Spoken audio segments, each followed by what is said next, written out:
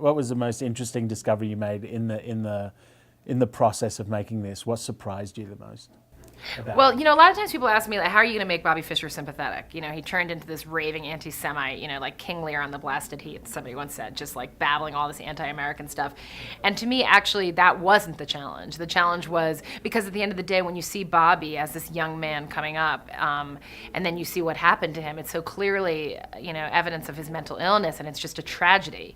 Really some of the hardest stuff was getting people to open up about Bobby. People were fiercely loyal to him. Bobby saw the world in black and white. There was no neutral, like the chessboard.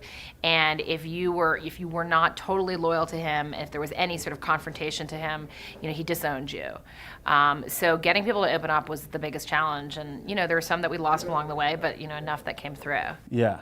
In terms of, that aspect of it, how polarizing a figure he became, I mean, yourself as American and Jewish, and him spouting anti-American and anti-Jewish sentiment. Perfect. Yeah. Does that sort of attitude, does it take a toll on you at all as a filmmaker as you watch through this footage? Yeah, there was never anything that Bobby said, most horrendous anti-Semitic or anti-American stuff, that actually offended me.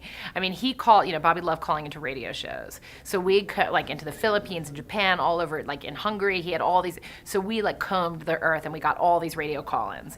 And so we had 60 or 70 hours of Bobby ranting, which I listened to. And, it makes you crazy. I mean, some of his ideas were as crazy. He talked about, that the Jews didn't like elephants because of their penis, and it reminded them of castration. I mean, totally, off-the-wall stuff. And it was so off-the-wall that it was hard to actually be offended by it, So no, it was a sign of a decline of a great man. So it was really a tragedy. Yeah, it was more about the madness made what he said less intrusive and offensive. It didn't offend me. Yeah.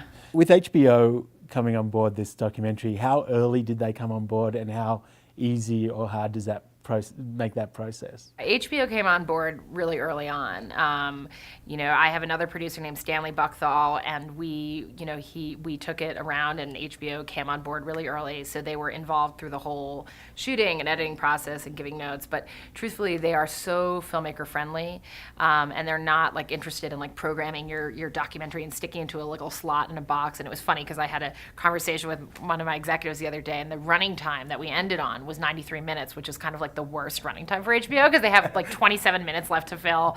But they were like, you know what, the film's good, you're going to leave it that way. And so it's that's the creative process with HBO. It's what is the best film? They don't look at it as TV shows.